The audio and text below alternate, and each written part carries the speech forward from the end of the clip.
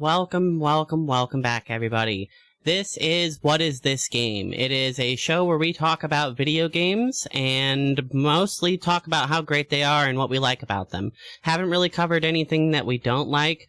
I'm Annie, I'm the host of the show, and with me every time is Dylan. How you doing, Dylan? Hello, Annie. Thanks for having me here once again to talk some more about Prey. I started getting some more gameplay into it, and as we talked about last time, and a lot about, this was a unique play, and one I was happy you put on the list.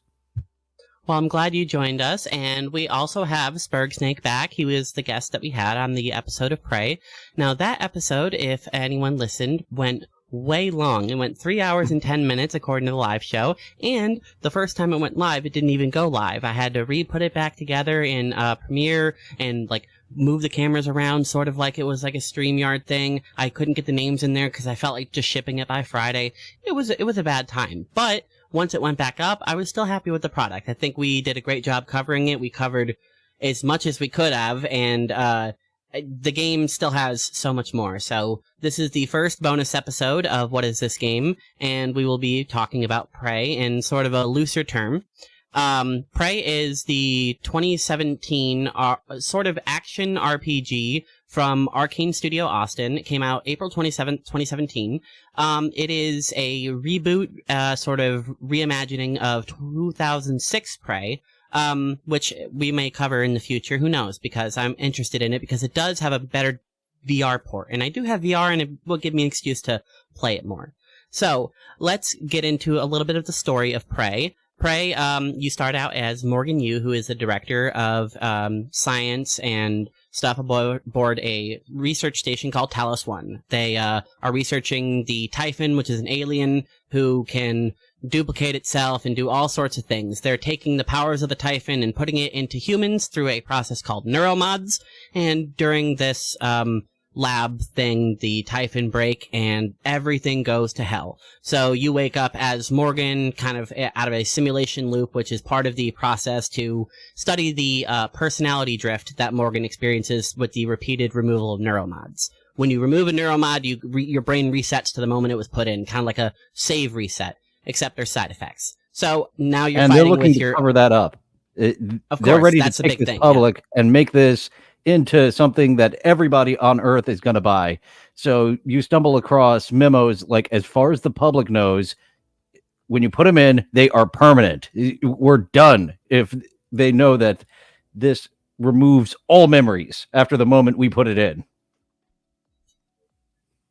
The neuromods are very simple or diverse. They go as simple as you can hack better, you know how to pilot a ship, you now are stronger, it like alters your, I don't know, muscle somehow, even though it's like a brain connectome. Who knows? It's all based on powers and stuff, sort of based on Typhon powers, and those there has been range into supernatural. A precedent set by Fry's worms from Futurama that is certain mental powers can be augmented to also the physical. And they did return those parasites that were inside Fry's gas station tuna sandwich, but that is the upgrade system. And there's something about a skill tree that just gets addicting. And you realize at some point you're not going to get anywhere near all the neuromods in this first go through.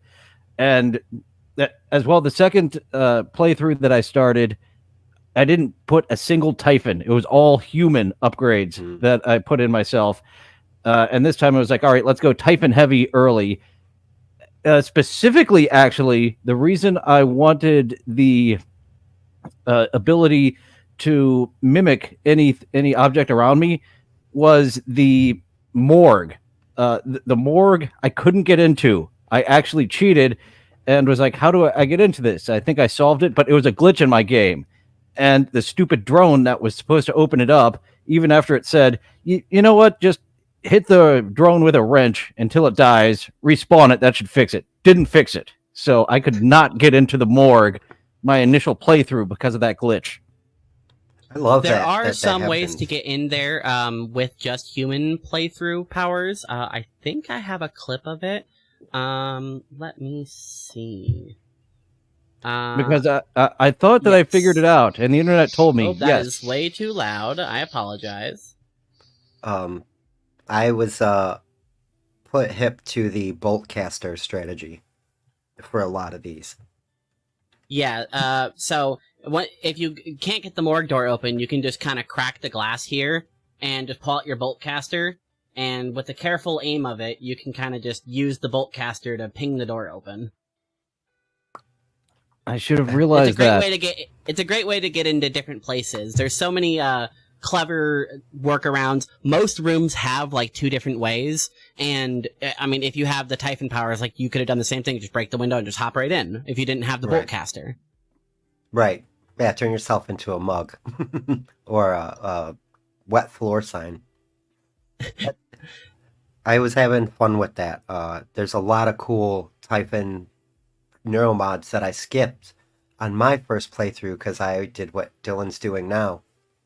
I was like, as a person, I was like, I'm not putting alien DNA in my body, even if it's a bit, like I was playing it like I would really play it, and because you get that tree of morality, like January tells you.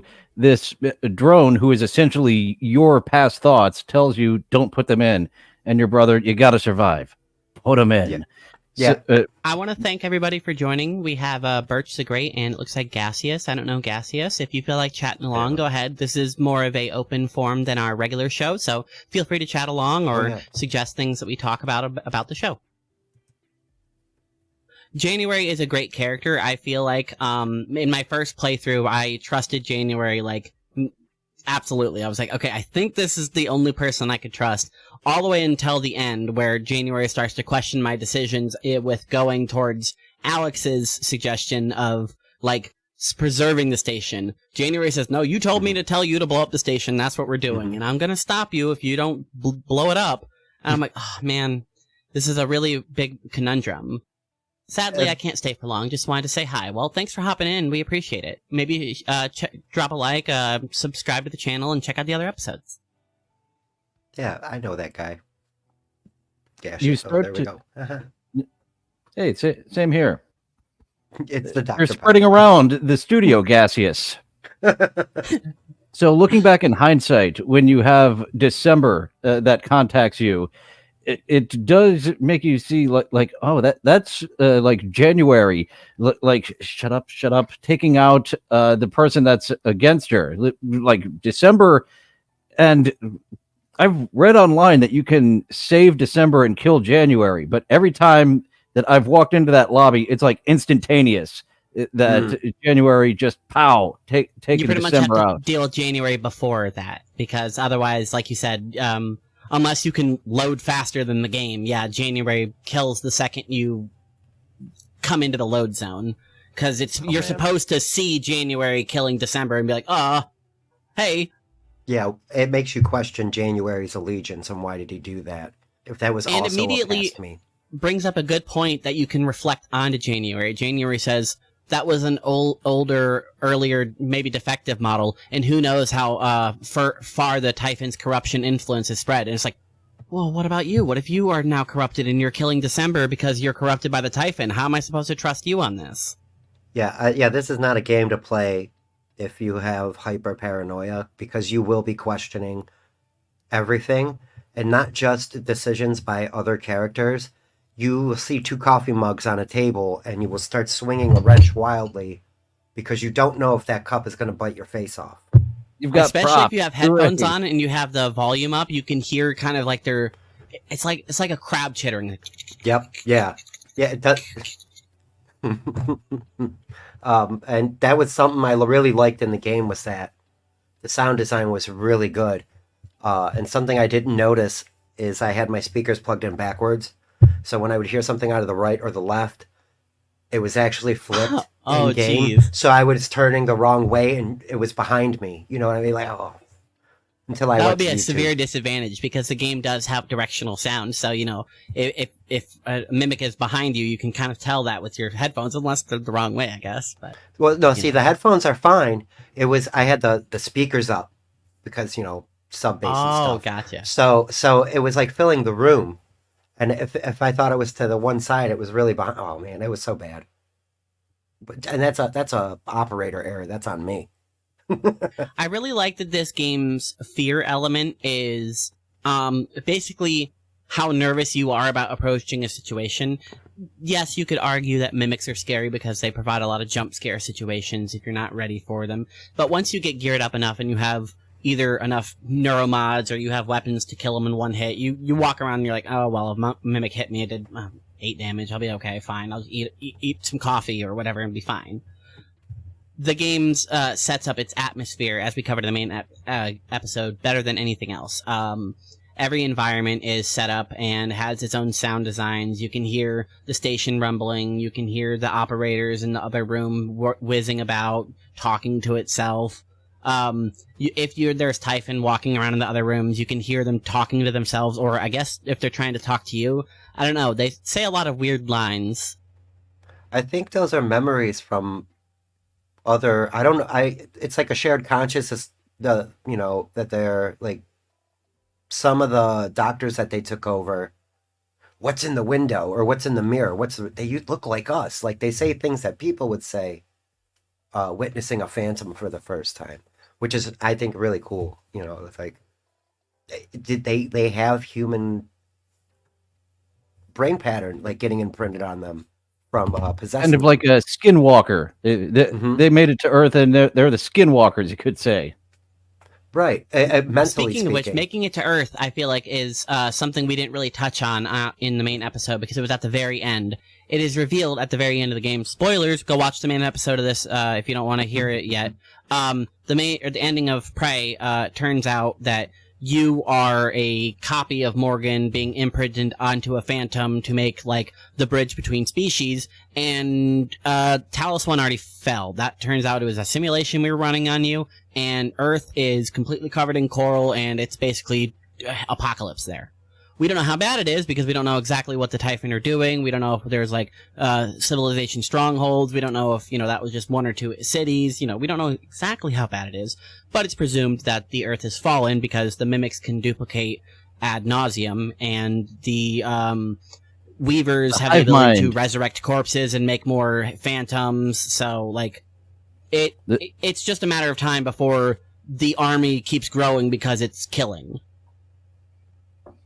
And it's funny the way that you put it, Snake, of being a human and not wanting that alien DNA in you. But then, twist at the end, you were an alien that entire time. This is them attempting to brainwash you into putting human elements in you. And I didn't get to a second playthrough because I think I saved everyone the first time through. So I'm curious. Like, you get rejected. I've seen the cutscene. Like, if you're just terrible and only out for yourself and no one else, this isn't the one. Right. I think on my first playthrough, one person it was from one of the telepaths that had him mind controlled. He ran at me and his head exploded. Either that or I shot him right before he got to me. Yes, the very first mind controlled person. I took him down with the glue gun. I was like, this will save us from any harm that this. Nope, no, it will not. Anyone, and I was safe scumming the shit out in the arboretum the first time that the techno in the greenhouse with the telepath. The telepath. Yeah. I safe scummed the shit out of that one, of all the mind controlled people. Like half a dozen of them running up to you, and I'm like, no. Damn it, I can save them. I know what to do. That first time I'll accept it. There is no way that I had a strategy and it didn't work. What was your strategy? Down. Glue gun him? The first man glue gun him down. The one in the prison cell in the medical bay. Mm-hmm. It was, we'll glue gun him and we'll be safe. Nope. Did you consider using the disruptor, the little taser gun? Nope, that was something that came later. The glue gun was just so useful in so many aspects, as we were saying, of turning this into more of a platformer than it is, and just so many enemies at the beginning. There's a bunch of them, or just the larger Typhons in general, the phantoms. they're so quick that I was using that glue gun a lot to just slow them the hell down because they were way too fast for me that first time through. Second time, had more of the pattern down, but they killed the hell out of me. The Phantoms there for a while. Sometimes the Phantoms it seems like their AI is inconsistent. Seems like they're sometimes either like a kind of stalk and attack you with their psionics, or there's the other Phantoms that are just like, I'm just going to use my like Phantom step repeatedly and just go zoop, zoop, zoop, zoop, and then just melee you and just do like 40 damage to you because you don't have upgraded armor yet. So I hate those ones. The Phantoms, especially when you get into the variations of the Phantoms, out of every enemy variation in the game, I hate the thermals the most because you can't even get close to melee them if you're melee only, because then they start burning through your suit, and if you're playing with traumas on, what the burn trauma does is it reduces your maximum HP, like up to 60% of your maximum HP. Yes, I found that out recently. Yeah, My so dismay. the thermal phantoms really suck because the burns can go right through your suit too, even if it's at 100%. It's like, it's random number generated, so the longer you stand next to them, the higher the chance, but if you get hit one time by their burn, theoretically you could get hit with the burn proc. So, it's just bad luck sometimes to fight them. A big change I noticed with the DLC, it's called Moon Crash. It is a simulation of the events that happen on Pythias, which is the moon base that is associated with, Transtar. It's their sister base. They have the one on the moon and they have the one floating around Earth because obviously different government jurisdictions and rules apply to being, off planet, I assume. And if anything goes bad, it takes a lot longer for it to hit Earth, which we see it doesn't really matter. The DLC, the simulation of the moon is pretty cool, and it gets more complex the more you do it. One of the biggest changes I noticed is the etheric enemies. In Prey, just the basic game, the etheric phantoms, the etheric mimics, whenever you kill them, they immediately just kind of go and become like a puddle of death, and if you stand near it, it'll start hurting you. It won't hit you with any status effects or anything, but it does do a lot of damage. And it kind of goes right through your suit, regardless of how much your suit health is. So you want to avoid those pools almost at any cost. The ethereals were the ones that could double themselves for a moment, exactly. Couldn't they? Yes, and they also have that ability. They have able to make a clone that has a sort of different health bar, but they share damage. You can kill one without killing the other one, and it's hard to tell which one is the original. So if you kill the original, the clone dies, but if you kill the clone, the original might still have enough health to be alive. So it's kind of annoying. In the DLC, the etheric phantoms, instead of immediately bursting, all of their parts drop, and then they go beep, beep, beep, beep, like grenades, so you have a chance to get away from them before all of their parts explode and start doing all of that damage. So it is really nice because in Moon Crash, death is a lot more important, so being just martyrdomed is kind of super cheap. Yeah, and like you said, it does do heavy damage if you get caught standing around. If you're a looter and you gotta grab everything all the time, it tricks you. You just are in habit of going to grab whatever the Phantom was carrying, and his organs. Yeah, especially if you get melted. You're just going to hit until you pick up everything. Right, but instead you get melted, so whatever that gas is that comes up, it's like a black pool and then purple gas. It's pretty cool. I think there are some very fun enemies in the main game, and the DLC does change it up. There are some other, I don't remember seeing too many thermal mimics in the main game, but in the... Very, very rare thermal mimics. Right. But thermal mimics pose a threat because, unlike the thermal phantoms who will just, slowly stalk towards you, mimics will sprint at you and immediately start burning you. And they'll jump on you and attack you, so they're way bigger threat just immediately. And what's really annoying is if they're in their, mimic form, they don't do their flame aura, so you don't know it's a flame mimic until you go and whack them with your wrench, and if you don't kill them in one hit, then you're immediately burning. Yeah, exactly that. I was having a lot of fun. I only got to play Moon Crash for a few hours, but, I died immediately because I was running out with the wrench and just gonna hammer away. And then he got killed. And then, like, the second time, I took it a little more serious, and I got killed. But the third time, I was like, I'm going to get all the way to the pod this time. And I didn't know how it works exactly, so I'm looting everything. I get to the room with the pod in it, and a harvester vaporized me. A harvester is a new type of enemy in Moon Crash. It is a big, basically a dumpster on wheels that drives around and has a recycler in its front. That's sort of a mouth, and it just goes around and goes raw and just eats things, and then talks in its really deep voice about how it did things and processing the minerals and whatever. But just like all electronics, it can be corrupted by the Typhon. And if it's corrupted by the Typhon, it sees you as something it has to recycle, and it'll start coming at you.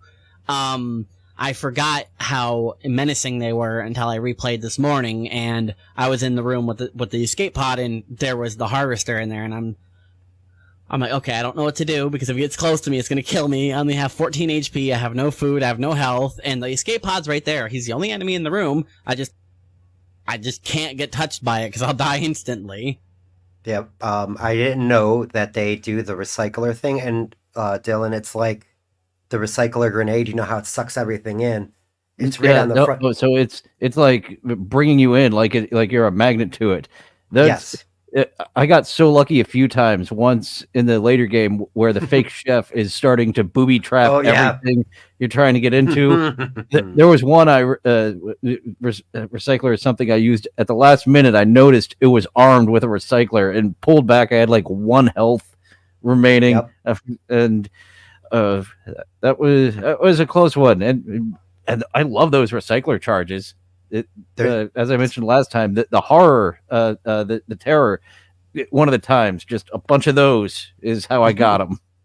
Yes, yeah. I feel like whoever came up with that in like the developers room, whenever they were like, okay, so what's some of the equipment we can bring into this? Like, it can be like sort of like a real life machine, but be used for game purposes. What do you got?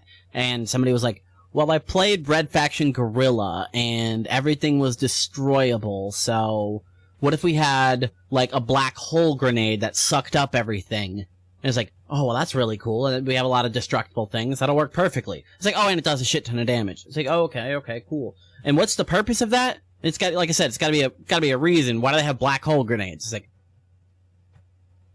resources. Yes, yeah, and it does help, too, especially, when you're playing on harder difficulties, which it's a whole different game when you're playing on hard or nightmare. I like that one of the volunteers got a hold of a recycler grenade. If you find a note when you're going through their quarters of the things that they've got smuggled and hidden away, and it was really emphasizing, because like, Jesus, he can kill a whole group of us all at once and turn us into carbon minerals. Yeah, exactly. Right. If your shielding is down on your uniform, if you don't have it at tip-top shape, yeah, those recycler chargers will eat you, because the shielding on your TranStar uniform only goes so far. Oh yeah. Oh, and in Moon Crash, you don't have any of that really. No, not really, especially with the other characters. Like, the first character you play as is just one of the volunteers, Yep. He's been experimented on by TranStar, they put a bunch of neuromods in it to see how good he is with Typhon powers and how good his psionic aptitude is, because, they want to find people and find why people have such good aptitude and focus on those people, so then they can mine those people for neuromods. Spoilers, that's how neuromods are made. Humans are essentially turned into mimics, and then mimics are turned into exotic material, and the exotic material is the big key factor in all of the neuromods and making all of this technology work. It's this unexplainable exotic material that comes from it's whatever the physical essence is of the Typhon, because they're energy based and they're like conscious based, and they have like powers and stuff like that, but they still do have little organs and physical parts in them, and those are what the exotic material comes from. Yeah, that's what's neat about it, is that there's a tier list of enemies, but they all share a very common hive entity that they originally spawned from. And later in the original game, you find out what that one of them looks like. I think there's more of those. I'm not sure. And that leads into the ending where it's a post-apocalypse. He's like, this is what Earth looks like now. And I wish they would have made a Prey 2 where you're playing as the mimic that you were, or it could be anything really. But any of the I want to survivors if there's any survivors from Talos, you could have played as those characters if there's like a canon ending for that, or any of the survivors from Moon Crash if any of them made it off in canonic ending. So, or you could just make up new characters who are just trying to survive on Earth. There's a lot to it after Prey that you don't just have to be like, oh, we'll make a prequel or we can make this from a different character's perspective. No, I just want to see what's happening on Earth. That sounds cool. Yeah. I am very interested in what does happen, future lore, in this little corner of the Bethesda-verse, really. But if there was one game that I could sponsor to make a second one, it would be Prey 2. I think there's a lot of games that could get a good reboot and maybe deserve one, but I think Prey it would be so good, especially if it just has the same quality of care as the original one. But wish not, want not.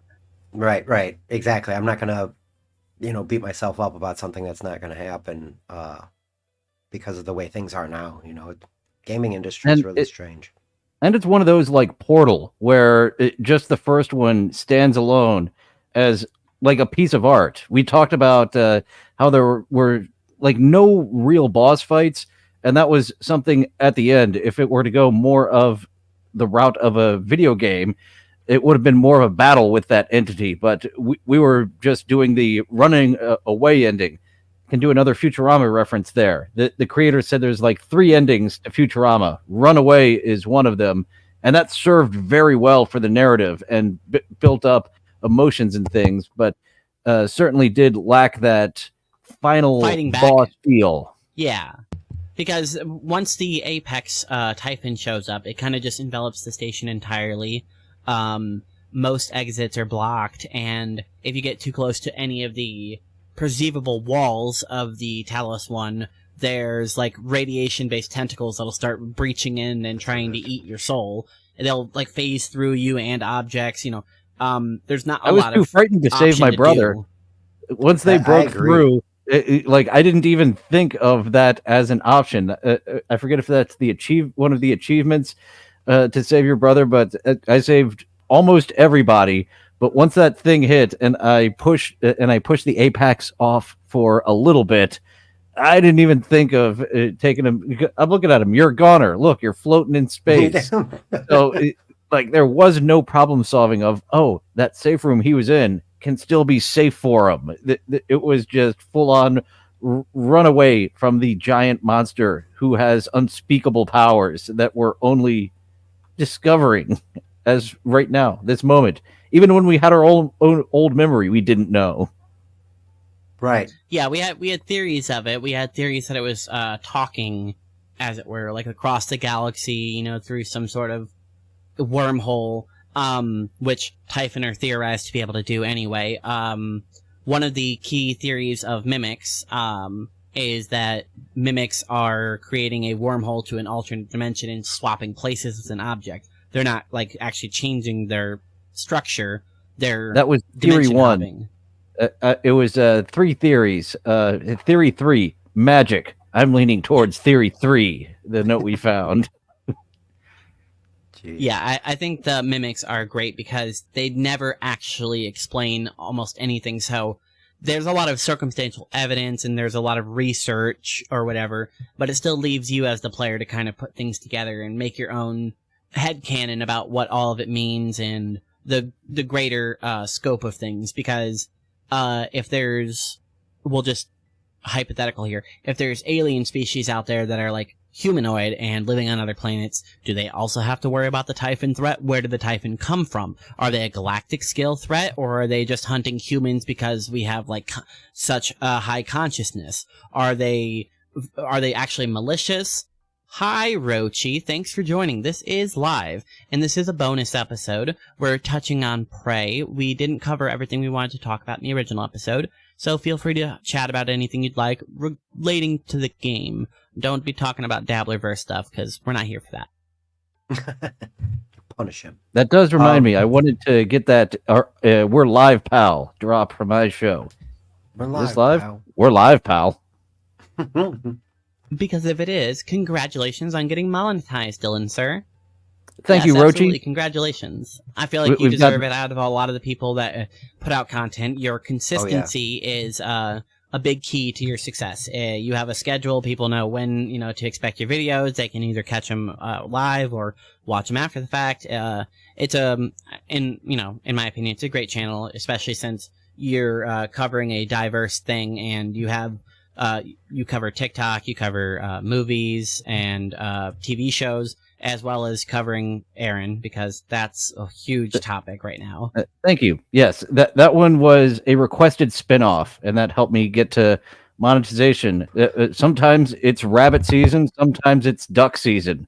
So gotta go for what season it is, and that's how I open the episode. Is I'm jumping on the bandwagon. Yep. Fun to goof on this guy. Oh yeah, it's a whole season. That was fun this morning. I had a lot of fun with that. I And thought about now doing that I have, Dabbleverse related shows, but I don't have any desire to create something. If I had, let's say, like a producer who was like, "Hey, look at this stuff. Let's talk about this stuff," and brought me a couple of clips to talk about, I am very opinionated, so I have a lot to say. I just don't want to spend all of this time doing research on all of this stuff, because then it takes away my time to be able to play games, which is my biggest hobby. Moon Crash, I think. So I didn't want to buy it on Xbox, which is where I play a lot of my games, because I like the achievements. I'm a person who likes big number go burr. So if I can unlock an achievement and make my gamer score go higher, it makes me feel good. So achievement pops, and I'm like, yeah, sweet. I didn't feel like buying Moon Crash on Xbox because it was like $20, and I could get it on Steam through a reseller for like $8. So like, I'll just take that. So Steam it is. Yeah. I know what you mean. Those achievements remind me of the collectathons of the late 90s. It is a variant of that. I want to collect all the Jiggies as Banjo. I want to collect all the trophies as Morgan. I was going to bring up there's so many Banjo-Kazooie. collectibles in Prey. I really liked that, and it didn't feel like you had to grind for any of them, because a lot of it was organic stuff. They're Just choosing the different big path. collectibles. Yes. The big collectibles are the audio logs, which are people's transcribes, which are basically their cell phones, their personal PDAs. It keeps track of their emails and stuff like that. You can find their transcribes around the places. You can find their emails on their terminals to each other. You can find magazines, which there is a series called Starbender, which has its own story, which you can collect all the pieces. Well, you can't collect them, but you can read all the pieces of it and put together the story. There's an achievement for that. There's actual supplies that you can put together from the maps in their like D&D in space game. I think that was a fantastic quest line. The D&D quest line was fantastic. That side quest took me so long. It is a run around. You will know Talos inside and out after collecting all the maps and then investigating all the maps, and then going back to the office to get your reward, which is totally worth it. When you pick up that side quest, complete it as early as possible is my advice. What you get from the quest, if you do it correctly, if you get all of the pieces, you solve it, you get all the numbers, and then you go to the terminal and you enter it by completing all the steps, you will get the Game Master's Boon, which gives you like extra recycler charge yield. You have a stronger suit. Your flashlight battery lasts longer. It gives you it's like the multi-tool of chipsets. So you can, of course, because Talos is pretty much set in stone on repeat playthroughs. Like bodies will typically be in the same spot. Scripted loot will always be in the same place. Like you can always find the shotgun in the security station, but there's other things that are randomized, so it's really cool to see what changes on your playthroughs. And especially that enemy side placement. quest. And that side quest is one you can't really cheat at. Right, because if you do, you won't get the Game Master's boon. Even if you remember the code from the last time, and even if you did exactly what Tommy did right there, and it has every little one fucking written out right there, and is trying every one, you can try to brute force it, and you will complete it, and you will complete the quest. You will get Game Master's ire, though, which is a chipset that reduces your reduces your flashlight battery, reduces your recycler charge yields. It is literally a bad buff, and it like if you put it on, you're nerfing yourself. It is a punishment. Abby, who set up the thing, she said, if you guys are just gonna cheat this because one of you isn't as cool as I thought you were, well, I came up with a plan for that, so fuck you. And if somebody else just comes in here and tries to stall my game too, fuck you too. Yeah, so it's really nice that they came up with another option. Yeah, they literally give you can't, unless you go through and get every single map and go and investigate every member manually, you will get the Game Master's ire instead, and she'll be like, screw you, do the quest right. Right. And in my playthroughs on my 3 or 4 playthroughs I did for our episode, I didn't complete that quest because I had already done it years ago when I played it, so I know all the benefits, and I researched on the wiki. I'm like, do I need any of that? Recycler yield, flashlight battery? No, I think I'm okay. Right, and like you said, it depends on your playthrough if you are going to use that a lot. And if you're on your first one, it's really worth it. And I think the PC version... Oh, I'm sorry. I was going to say real quick, I think on the PC version, that 4-digit code changes between like 4 or 5 of them. Like it's random depending on your playthrough. So yeah, like you said, you have to literally brute force it. It might not even be the same 4 digits as your last playthrough. Yeah, there's like a Reddit guy who pulled up like the most likely 4 of them. But even then, if you don't go investigate the numbers, you don't actually get the quest reward. You can still get the achievement for completing all the quests, but you won't get the actual benefit of the chipset. The last collectible I forgot to mention, I feel like is the best one, and it's the most organic. The crew.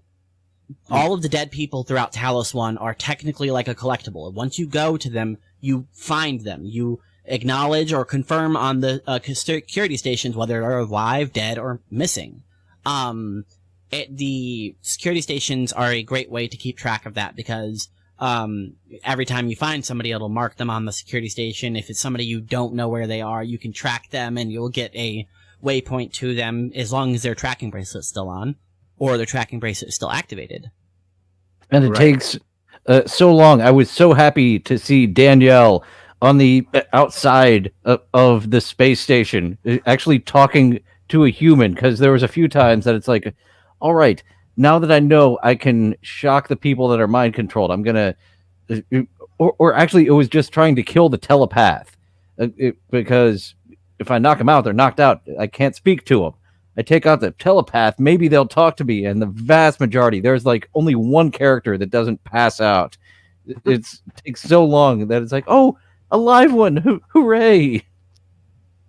I really wish the game had expanded on Danielle's like actual story with Morgan, because if you meet her and when you meet her in the fitness center in the crew center or it's the pool room, crew quarters. What is the area? Workout area. It's like it's a fitness center in the crew quarters. Yeah. Once you meet her there, she says, I'm just gonna kind of sit out here. And even if you remember the exact spot and you go outside and try to look for her, she's not out there, which implies that, she's going to be fine or whatever. But when she reaches out to you later in the story, she's still like gasping for breath and talking about how she might not make it. And in the post-game, part, she is one of the operators, which, so does that mean Danielle did die? And now, this is Danielle's emulation on an operator? Or is Danielle still alive and has an operator version of her anyway? It seems like that become a much more common thing, especially in Moon Crash. One of the endings, or one of the ways to get off the moon is to emulate your consciousness and shoot a operator off the moon. So, it becomes because of Morgan and her, or because of their shenanigans of making illegal operators and flash cloning their brains, I was always a lady Morgan. They proved that you can do it. There might be side effects. I'll deny them, but there might be side effects. And you can have a clone of yourself. I really wish that, like you said, there was a second game, because there's a lot that could be expanded upon, just with the post-credit scene. Like, I want to know what actually happened. Why are they all operators except for Alex? Yeah. What did happen to Morgan? Because too? Alex, in Dylan's ending, Alex died. So how is Alex there in the post-credit scene? Was the whole thing a simulation? And Alex, no matter what, never interacted with Morgan? There's so many questions that could but aren't answered because, of course, it won't get a sequel. But it still leaves with a lot of questions, like, how is Alex there? Is that a clone of Alex? Is that a Alex mimic? Like, what do you guys think? I think that's him. That one is like when you wake up out of the 3.7 simulation and then he's explaining it to you. I think he just cloned himself in the simulation, not as an operator, because they're all human. Michaela, Iggy. Yeah, and who was the other one? It's Danielle and the other one. I can't remember off the top of my head now. Chief Elazar. Thank you. Yeah, that's right. The security officer. Who would give you a medal if you did well enough. And like you said, I think those are clones of their consciousness, because maybe they're dead and they're probably looking to get out of the operator thing and back into a mimic body, and recreating Morgan, which who knows what happened to them, worked. I think it's more towards that. You know what I'm saying? Like they're trying to extend their own life via something that I'm really glad was answered for me was in our episode of Prey, I speculated, was Morgan ever really a person? Was that just like somebody that was fictional? And the representation of Morgan, like the art of Morgan and the name on the door, it's all just fake because it's a simulation. You can do whatever you want, I guess. But in Moon Crash, Morgan does directly have communication with the head of the facility there. And unless Alex just has another account named Morgan, which I guess is still possible, it seems like Morgan is directly in communication with Riley, the director of the Pisces Moonbase, and being like, hey, this is the project I'm working on, here, if anything goes south, this is one of the options. And it seems like Alex absolutely does know about the other operators that Morgan has been making, because Alex himself gets in touch with the director, talking about this, these operator emulations and stuff like that. So it's really interesting to see how kept in the dark everybody is about everything. Like Talos and Transtar are just like, everything strictly need to know, and if you don't need to know it, anything you think is a lie. Yeah, even some of the high-ranking doctors and scientists there who you think would know everything, whichever the one had it sprawled against the wall, that they're inside of us. Just now finding out that's the research we're doing. The mimics are the neuromods. The neuromods, oh my god, are in us. Yeah, he's the head of fabrication. He's like, his whole job is making sure that Talos 1 is stocked with the fabricators, and the fabricators are working, and the fabricator plans are limited appropriately, and people have like licenses set out and stuff like that. And he's just, for the company, just shitting out neuromods, and he's just like, blum, blum, blum, blum. And then he's like, exotic material. What is this exotic material exactly? It's not edible. It's kind of warm. Like, what is this shit? And then, he starts getting in touch with, I would imagine, some of the spies who are on the station. There are, as we touched on the main episode, there is a journalist on the station named Annalise, who is trying to get the word out about the Typhon, send proof of it to Earth before, anything goes bad, so at least some people can be warned of it. Her accomplice that you find in the storage container. Oh boy, he was there for a while. Oh yeah, the food didn't keep him alive. I think he ran out of oxygen. Or he forgot to eat or something. Whatever. He got poisoned. Like, exactly. Somebody found him, knocked him out, killed him, locked him in there. It's interesting to think about. Oh, that's right. He did have that food loot that should have not been there had he starved to death. Right. Right. So I don't know if he suffocated or not. What There's a would have lot of happened to environmental 82? storytelling that, like I said, you, the player, can kind of put it together. You can make like decisions like, oh, okay, well, this is probably how this guy died based on the fact that, there's a broken railway there and he's down here on the floor and his wrench is way over there. So he probably hit the ground and his wrench flew over there. I don't Right. know for sure, but, the environment says that's probably what happened. Yeah, and that's why I compared it to Fallout, because that is something I find that they do really well there too. You walk into a house and you can kind of see the story of the house, and both games say the transcribes and emails and just notes that you find lying around. It just little bits of insight here and there. It really makes it feel lived in. It's an upgrade from like Arkham Asylum. It had those great interviews where you get a little bit extra of all the psychopaths talking to the doctors there, but having it in this variant where it's actual interactions with people, and Danielle was definitely the most interesting character, right? She had the most going on, the most lovers, the most off the hinge. So it was kind of heartbreaking that there's no way to save her. You will listen to her slowly die, this most interesting character. Right. And yeah, I think that's by design. You get attached, and you can't do It anything shows your about it. powerlessness of Right. the whole situation. No matter Right. how hard you try, you can't save everyone. Right. And just some things are not in your control. You just can't. Because I think I mentioned going back to after you kill the chef to see if she comes back, and she won't. It's like you get that one interaction when you first knock on the glass, and then the rest is email and short of Over breath. the comms or whatever, yeah. Right. So you never see her again after that. Right. And yeah, really good character. That's definitely one that sticks out. Did any of us have a prediction of how the contamination breach happened last time? Because I just had no idea, and I read a fascinating theory online of how it happened.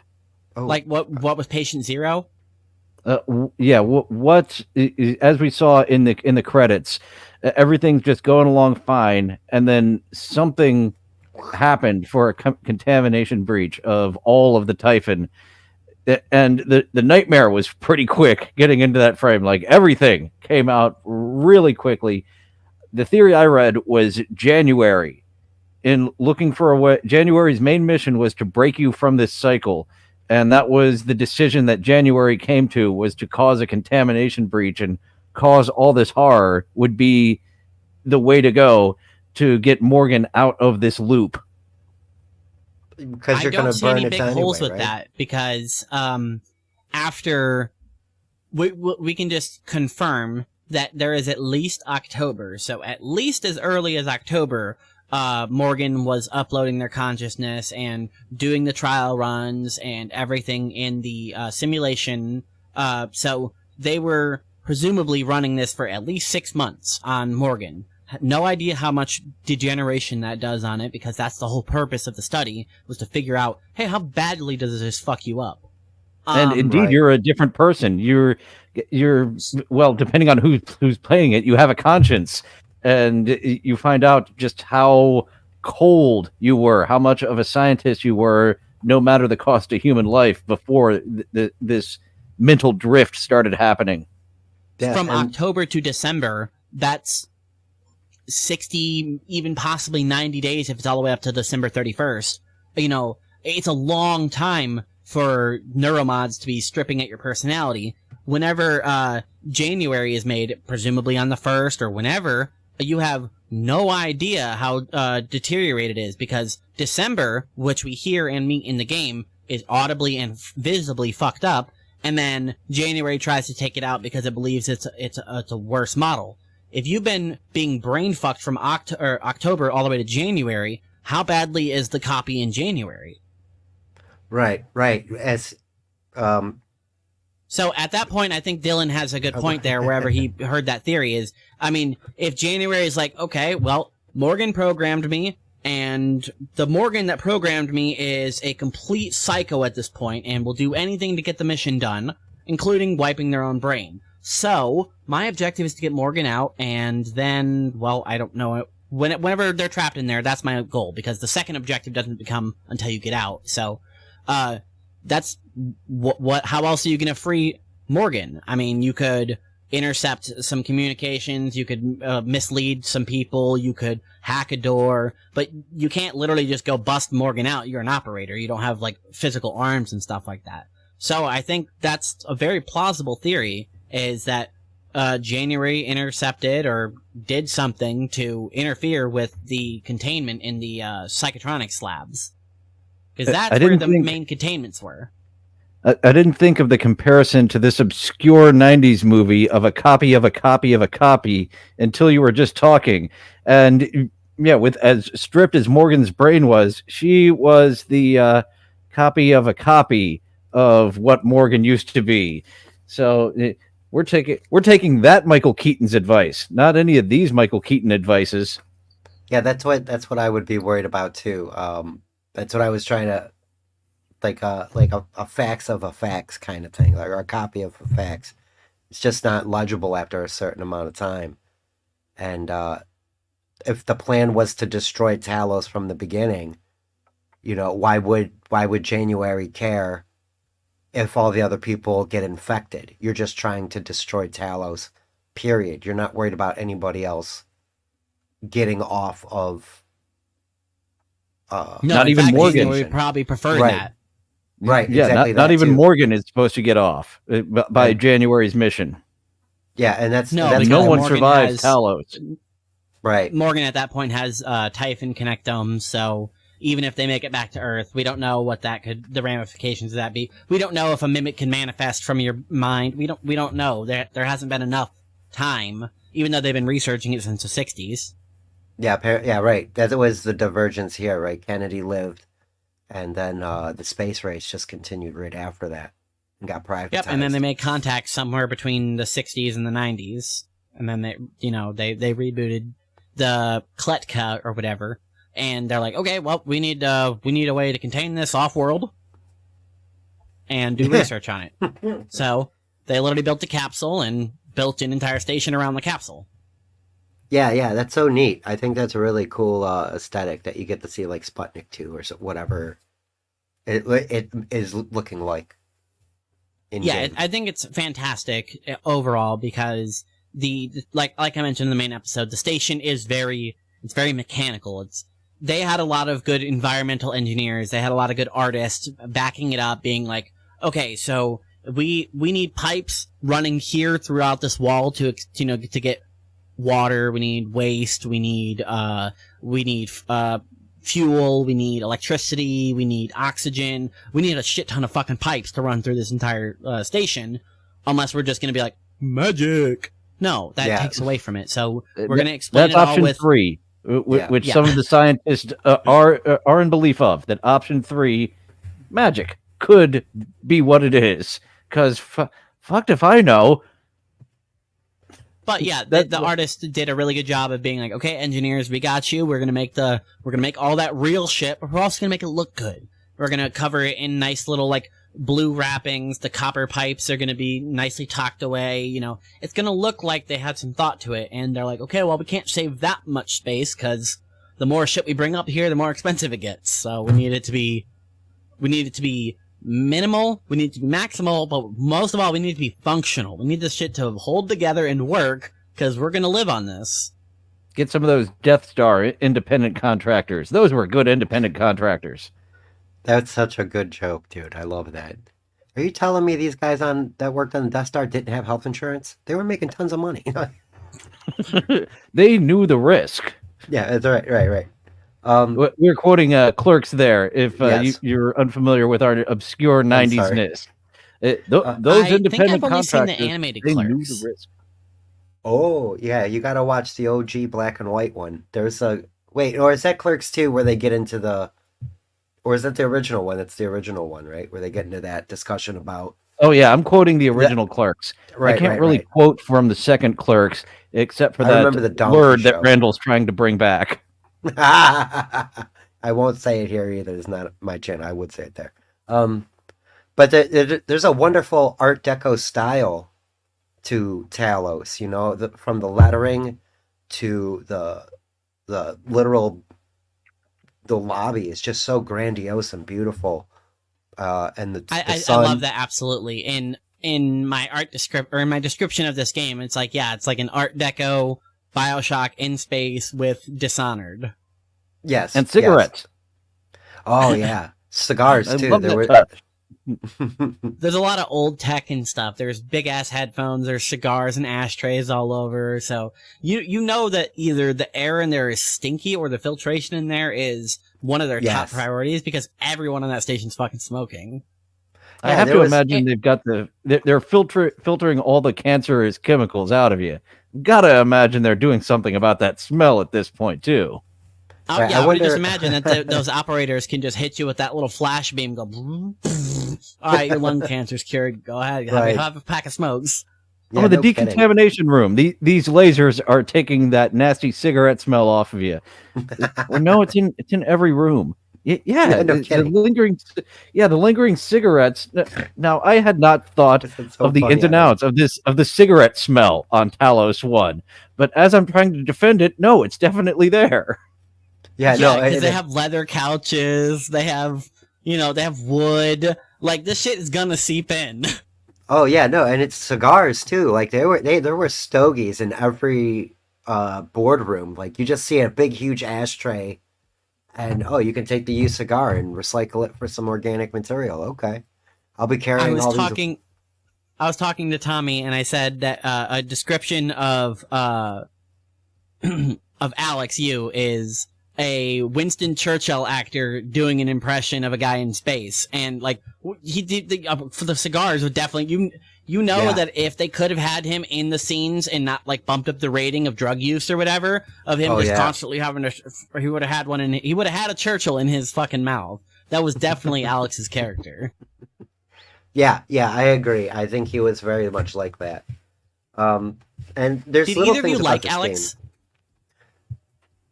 He didn't bother me so much. He came He across reminds as the me of main my last- antagonist. To me, he fit that very well. So different opinions of there of you having no problems and me. All right, this is our main antagonist, our brother. Yeah, Why do you I think he liked was it. an antagonist in your view?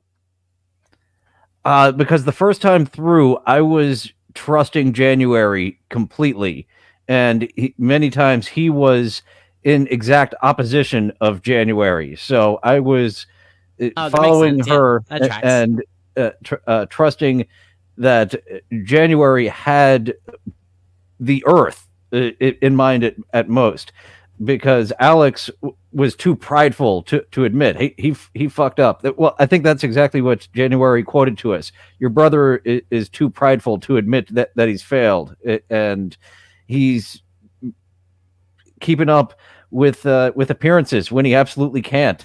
So we And a are good the example is that reality. he didn't even let his parents know, who are like the head of the TranStar board and Right. things like that. They had to find out because, hey, Talos has been dark and we haven't heard any communications and they're working on Typhon broke contamination, didn't it? Okay. Yeah, and We're gonna and send our Mom and hitman. Dad. Yeah, mom and dad did not even fucking hesitate to, pardon my language, send doll right on you. It's like, all right, clean it up, and that was a cold listen, because you hear it when you get on the shuttle. I think you download it and you get to listen to actual orders that come Yeah, from William Dahl Papa tells Yu, Walter, or William Yu tells Yu. Walter Dahl, hey, kill him, everyone. Yeah, And no then survivors. You hear in a follow up is like, what about your kids? And he's just like, Mhm. it's everybody. They're part of everybody. Something I wanted to touch on in our main episode, but we definitely didn't have time, and it wasn't really part of our normal format. The soundtrack of Prey Oh yeah. is probably the best of any game I've covered on this channel so far, and I've covered some games with some good songs. Like, I covered Tears of the Kingdom, and that has a really good soundtrack. It's ambient, it's, subtle, low-key, but Prey does such a good job of capturing the environment while being orchestral and synth-wavy at the same time. Something that I would debate is kind of like, I guess it's Morgan's theme. It's not labeled as that, but it's the song Human Elements in the soundtrack. This kind of plays whenever big things happen in the story regarding Morgan and remembering things and big moments of humanity, like whenever you discover something between Abby and Danielle. Like, yeah, it's not just Morgan's theme, but a lot of the times whenever Morgan's becoming more human in the story, this is the song that plays. And I feel like the title Human Elements is really apt for this song. And I feel like it also captures most of the elements of why I like this soundtrack so much. I'll just be quiet for a second so we can listen. There's so much going on to it. It's long, it's droney, but there's that beautiful stringy instrument, then you have the piano, you got the rising synth. You have so much going on while it doesn't feel like it's cluttered. And the music on Talos is few and far between, because the only song you really have playing in the game is the song that plays on the speakers throughout the station, which I think is also in here. I'll just pull it up. I think it's at the top. Do either of you have a favorite song or part of the game wherever music was playing? There was a track that played when you would enter the bathrooms, and it had like a very Nine Inch Nails kind of plucky sound to it, and sometimes there would be a poltergeist in the bathroom as well, so like the lights are flickering and everything's going on, so it really builds up into a wonderful eerie atmosphere. I can't remember the name of the song off the top of my head. I'll take a look in my folder files here and I'll get back to you while Mr. Dillon informs us. There was no one song that I enjoyed. The overall soundtrack was very immersive and emotive at the proper points. There was it flowed very well, so any one thing didn't jump out at me. Just as a whole, it came across very proper and getting you more immersed in this melodrama that unraveled all around you. It's so good. I really think that there is so much to it, because there's a couple just like backing tracks, there's the combat music and stuff like that. But the one that I really wanted to focus on, I know I mentioned my favorite track is definitely Morgan's theme / Human Elements. But whenever you are to the point where you come into the guts, which is the general utility tunnel system throughout the Talos, it's where the cargo gets shipped and the main pipes are attached to all the little pipes throughout the station. The first time you jump out of the Psychotronics lab into the entrance of the guts, the song Into the Tunnels plays, and it's my favorite because it's just it comes in so hard and so quick, and then it changes tone, and it shows that, wow, look how open this is, and there's a lot going, because there's corpses flowing around. There's nothing living in here except for you. You're being chased by little on fire charcoal. Oh, I hate those things. Those cystoids. The cysts are my least favorite enemy, I think, in the vanilla game. They ate my ammo. Out of everything, that was what ate my ammo more than anything. Well, actually, early on, I used the shotgun too liberally and ran out of shotgun ammo in the initial. All right, I've got a shotgun. Well, down to the pistol then. Well, see, but real quick, Dylan, you would think that the group of them, you would be able to hit them with good buckshot and just watch them all explode, but it does not work that way for some reason. You'll get one or two, but one good strategy that I did learn, if you can find a box or something like that you can just throw right at it, at the cystoid nets, it'll set it off, and then they'll just keep chasing the box. And especially in low gravity, yeah, because it's moving and they're attracted to move. They don't have they can't sense heat or sound or they have eyes, but as soon as anything moves, they're like, kill it. Yes, exactly. And speaking of low gravity, that's where I ran into that, because playing Moon Crash, you gotta be way more conservative. Something that I hate is that they also provide radiation poisoning slowly over time. So the longer you're fighting cysts, the more you're running from them, it's slowly chipping away to give you the radiation poisoning status effect, because it builds up like a like sort of like a poison meter, and then it'll actually hit you with the poison once you get to the maximum of the bar. It takes forever for that bar to drain, though. If you're constantly near Sis, it's just going to keep building and keep building. An enemy that doesn't exist in the main game, but it does in Mooncrash, are mini tentacle nests, which are like just kind of eggs that just shoot off those tentacles that come from the apex typhon, and it'll shoot 3 or 4 of them off at a time, and they'll just come to try to eat you.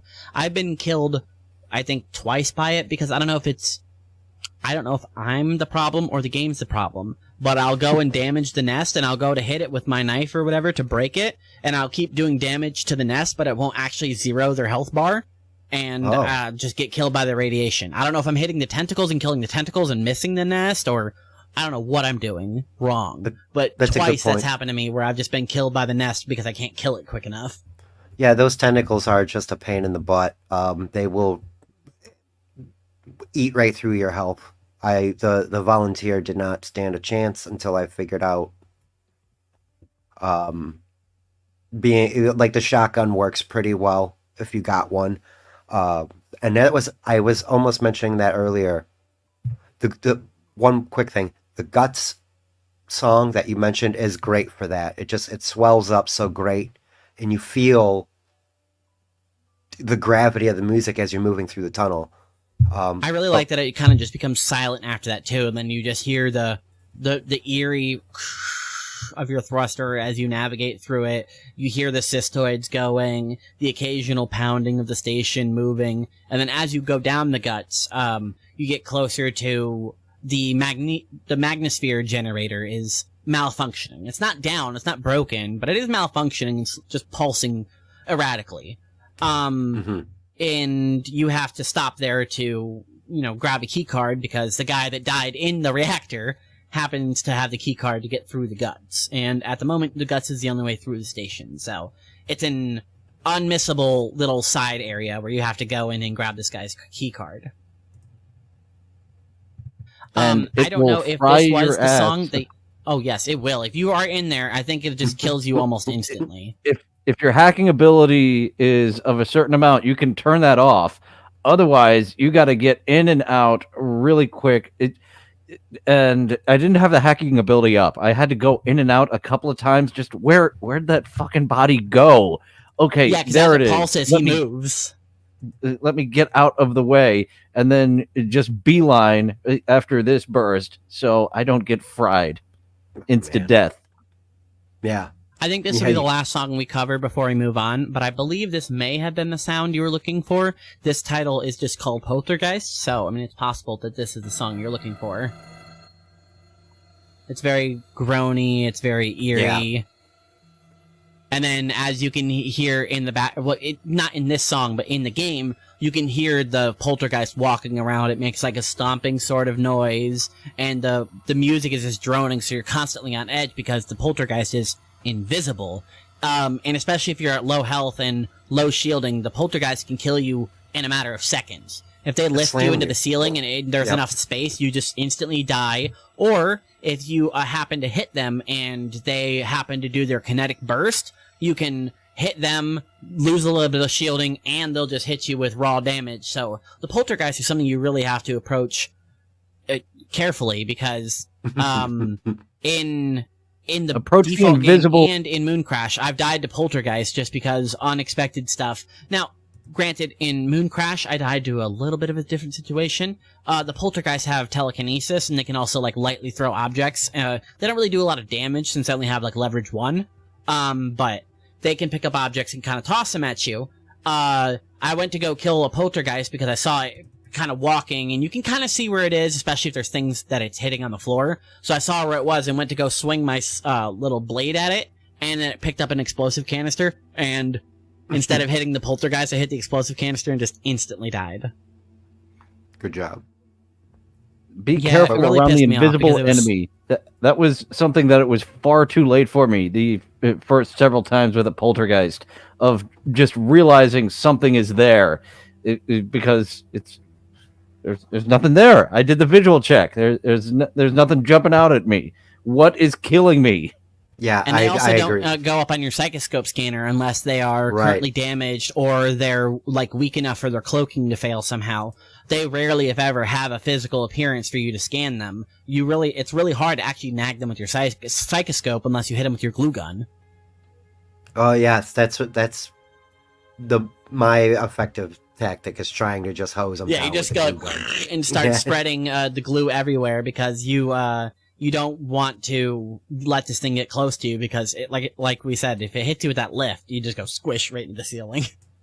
We I haven't wish seen. lift was as effective. If I don't know how many Typhon powers either of you've got, but I have a couple playthroughs with every power, so I can kind of just do whatever.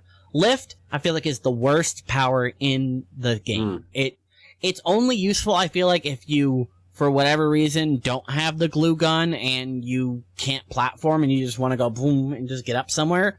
Because doesn't have a great combat application. It doesn't do the raw damage that it does if somebody hits you with it. It just kind of lazily traps them at the ceiling. So I guess you could just shotgun them while they're trapped on the ceiling, but...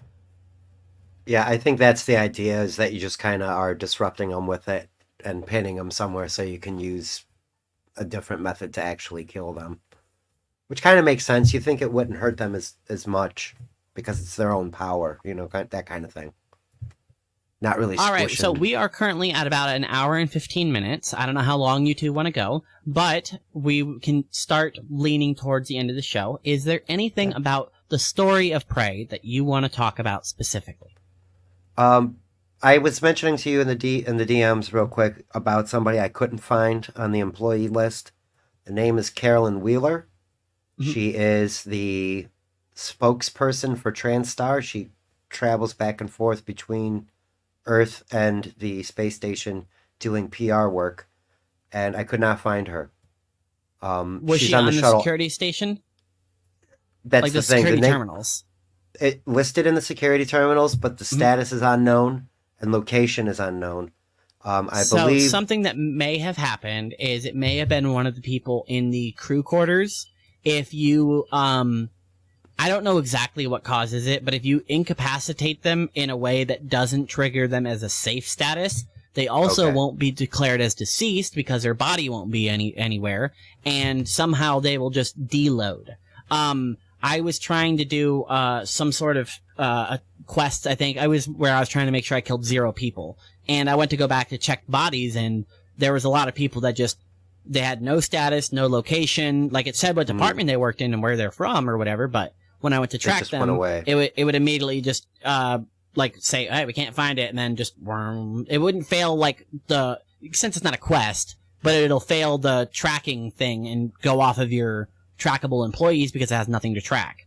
right. I understand. The only other possibility is it's one of the employees that had their tracking bracelets in the security little room that you can only access whenever you're in the genocide route. Right. It's possible it's one of and- those tracking bracelets, but I don't think so. It was more likely the first option where it's somehow you incapacitated somebody but didn't decease them and didn't mark them as safe because the game glitched. And I think I was reading a little bit, possibly also on the shuttle Advent because of the storyline. I think she was traveling, and you pick. Did you get the achievement for finding everybody? I did. Because Then that was the you only might be, one. You might be person right I about couldn't that. find. I think that's possible. She might be on the shuttle then. I could pull it up after this and try to confirm it with you and see if it's somebody I've ever found because I am curious about that. If it's somebody that's on the list but not findable. In the early game, something I found really interesting when I realized that you could find these people on the station was realizing that there was still survivors, or at least people that are marked as active or whatever. They have green status, and my early playthrough, my first or second playthrough, it was always an interesting thing to be like, so where are these people? Because, I haven't found everybody yet, and, you have the couple that's hiding out in the escape pod, but the escape pod won't launch. You have a bunch of people in the cargo bay. You have the fake cook. Danielle is alive. It says Alex is alive, but his tracking bracelet's off, so to me, that was one of the best parts, is just going and finding everybody, because it felt so organic. It didn't feel like it was a chore. And even the people where you were like drifting out in space looking for them, it felt like there was a reason that you're out there. The two ones that are furthest from the station are this guy who detracted from the company, stole some stuff, and tried to jet out, but then forgot about deadly cosmic radiation and fucking cooked himself because he's dumb. Yeah, I didn't find him, as I mentioned. I loved you guys telling me of his story. That one, like dying because of your own foolishness. Basically, he's a genius. He's got a solid plan, except for the fact there is deadly radiation out in the vacuum of space that this suit doesn't. That guy and the drunk that fell in the eel tank were the two that gave me the biggest giggle of people to find. That was one of my favorite ones to find, because that's a whole story on its own. And because you find it, they're like, he's drinking on the job all the time. You shouldn't be doing that.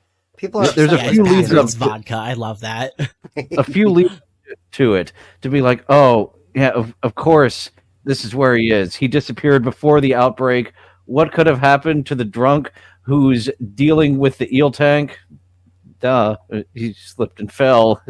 Hello, ground man. Well, actually, that's right. You also get some mimics that drop down at the same time, so you have to fight to not get damaged for a little bit before you can really get that laugh of like, oh. There he is. The other employee that I found really humorous that was also far outside the station was there is a big billboard. This doesn't really advertise anything. It just has the TranStar logo on. Oh, is that me? Are we all frozen? No. Can you hear me? I hear you. Guys. Okay. Okay, I think I'm back. Okay. So there's a sign that goes around the outside of the station that has the TranStar logo on it and doesn't really do anything except for just advertise the company. There is an employee that was fixing something on the sign, and his foot ended up getting tangled up in the cables, and for whatever reason, they couldn't send somebody out there during the outbreak to go save this guy, and he ended up just losing his oxygen and now he's floating in space, constantly attached to the sign. Literally shackled to his company. He found out that the escape pods were malfunctioning, and that nobody knew that they had not been working. And was that the guy that had the crush on the lady? Don't take that last email seriously. I'm just kidding. The escape pods are fine. Right. And he confers with one of his buddies. He's like, well, if you knew, would you say something? How would you tell everybody so you didn't out yourself as the snitch? And he was like, well, I'd find a way to advertise it where they wouldn't be able to stop it. And that's how he got out. Oh, okay. And you can finish his work. It was a pain in the ass for me because you got to float up to it. The sign's moving and you got to then match its speed. Yeah. And so you can push the buttons, and then it'll say the escape pods are fake. Really, I gotta go do that. I have what fucking 100+ hours, and that's something I have not done. I am so baffled. We've also talked about this game for a total of 4 hours and 30 minutes, and I still learned something about this game. So if anyone is listening to this episode and has gotten this far and bothered to listen to the main episode, go fucking play Prey. You will find something that we haven't discovered and that will blow you away because it is so organic. The sense of discovery is better than any game I've ever played, period. If I ever meet another game that has this awesome sense of awe that Prey does, we'll definitely cover it on this show. Because, wow. The cake is a lie. Yes, for me it was Portal 2. I really liked the first one, but it felt more focused. The second one where you're going back through the years of Cave Johnson's history of Aperture. Old Aperture is so good, yeah. Yeah, that was like you see the one ship that ties in with Half-Life sitting in this. Yeah, thank you. I couldn't remember the name. Well, the docking bay, because the ship is actually gone, but yeah, you can see where it was because it was huge, empty shipyard. Yeah, and I was like, wow, man, they really... in the middle of nowhere. How would the boat have even gotten out of here? Oh, yeah, because it has portal tech. Don't worry, guys. That's the Borealis' thing. It has a warp drive on it. Shh, stop saying Yeah, I know. Yeah, don't tell... don't let, Black Mesa know. Yeah, no, that was Aperture's like, holy shit, we did it. We made a portal gun. Well, I mean, it's kind of it's a door maker because it has to have applicable surface until we use like something that doesn't require moon gel. But hey, yeah, that was if we another could just good touch. if we could get moon gel painted on everything in the world, then the portal gun will just work everywhere. But as of now, it's still a trial product. And then their other big thing is, we made a warp drive with that technology, so we don't need a portal. It makes a portal. Yeah, right, exactly. I think that's another fantastic series. Yeah, I feel like you hit that. That before Prey, that was the game that hit me with it. Yeah, the sense of discovery and feeling like, oh wow, I don't know if I was meant to see this, but I'm watching this. Right, and if you get into and you get to see the company's hubris, which is another thing that's a great comparison too. The TranStar is like, oh, we can't fuck up. No worries, we have redundancies on redundancies. It's like, yeah, but what if you have traitors in your midst? What if you have the alien outbreak? What if Morgan starts to lose her mind? Like, there's a lot of the hubris. The person who were actively testing how long it takes them to lose their mind. What if they lose their mind? Yeah, exactly that, right?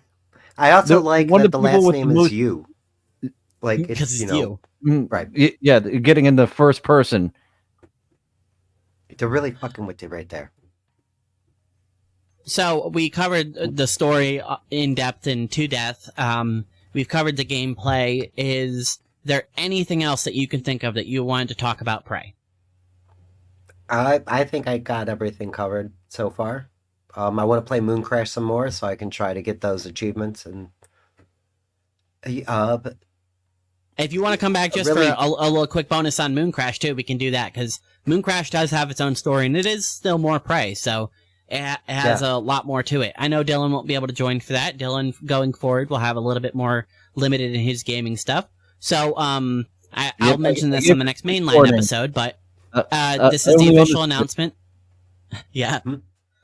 What'd you say, Dylan? Go ahead, Dylan. Of not having as easy access to all the systems. I own the Switch, and I don't have as easy access to the PS5 and the Xbox as I did. So glad that we were able to get Prey in, because this is one of those that are, like Portal, a work of art as much as it is a video game. And as we're wrapping up, I want to mention the room once again of not a mimic, with every single thing with a posted note that helped immerse me into the mindset of the person checking every little thing in that room to make sure that they are safe. He even put it on his own gun. It's literally on his own gun. Yep. You're right, Dylan. That's a good, like, it was like, oh, these aren't just like NPCs that are standing there. These are all people. They're fake characters, but they're characters. They all were people. Yeah, that was the best immersive horror to me. Was the losing someone being trapped and losing their mind from losing a real in threat everything like that. around them. Yeah. Yeah, exactly. Like that's Especially what I mean. As it gets worse, and there's more and more mimics coming. It happens to you. You do well, not you, but me. I was, especially in Moon Crash. If we do another episode, that really amps up the paranoia because you do get worried. And like I said, I was playing on hard with traumas, and it's like, shit, man, there's stakes now. I got mobbed by 4 mimics and died, which didn't happen on my first playthrough. I was playing on story mode or easy or normal with no trauma, and so I was just bashing the shit out of anything. Now I gotta creep around. I gotta keep my wits about me. So much more fun. Challenge yourself with it, And death matters a little bit more in Moon Crash too, because you don't have the quick save and you can't hard save. If you die, your character's dead, and you have to keep going with the simulation or restart. So, because it has that roguelite element, it just keeps you going with a different sort of sense of discovery and things. I wanted to say hello to Mondays Weekly before we wrap up, and I wanted to say that our next episode covering, it's not the next one in line, but the next episode featuring both of you, Dylan and Spurgsnake, is going to be covering The Outer Worlds, which is an RPG made by Obsidian. They are known for their highly decision-making RPGs with a lot of classic RPG elements, such as, the points mattering and decisions being based on what points you have and reputations being mattered and how the community sees you. The Outer Worlds I would describe as Fallout in space. I mean, it's really pretty much exactly what it is. It's not grandiose and super special, but it does have a great story, and something that I will say about it is it's one of the best just simply written games I've ever played.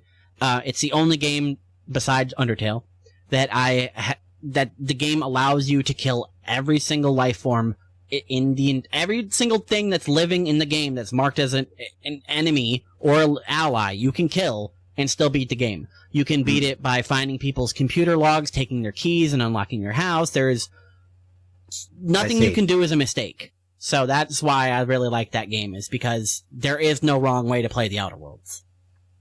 Nice. So we're going to wrap up. Yeah, we're going to wrap up. We will plan a date for that. We don't have it booked at the moment, but we will we'll get in touch and figure out when we're going to cover the Outer Worlds. Mondays. Since you stopped in, congrats on that documentary. Your Why Isn't Stuttering John a Lol Cow? Both you and Cheat Chitterson came out with a similar, but from a different angle. And I like that yours was more aimed to the wider, a lol cow. What about this lol cow? Come enjoy this lol cow with us, because look at all these habits he has of all these other lol cows you enjoy. I really think you did a great job on it, and I'm glad I could be a part of it. Thanks, Mondays. You did a great job on that.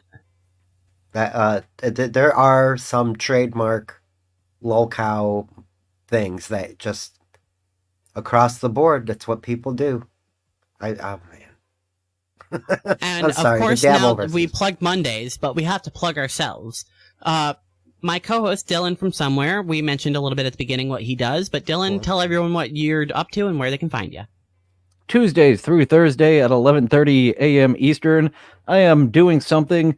I'm out of town next week, so it'll be right after this episode airs live at 11:30 p.m. Eastern that I'm doing one of my rare pre-recorded episodes, and I'm monetized now, so members can check out that live or just a week early than others from my regular live stream, but live for members on tape for the mass public of the few dozen people that watch.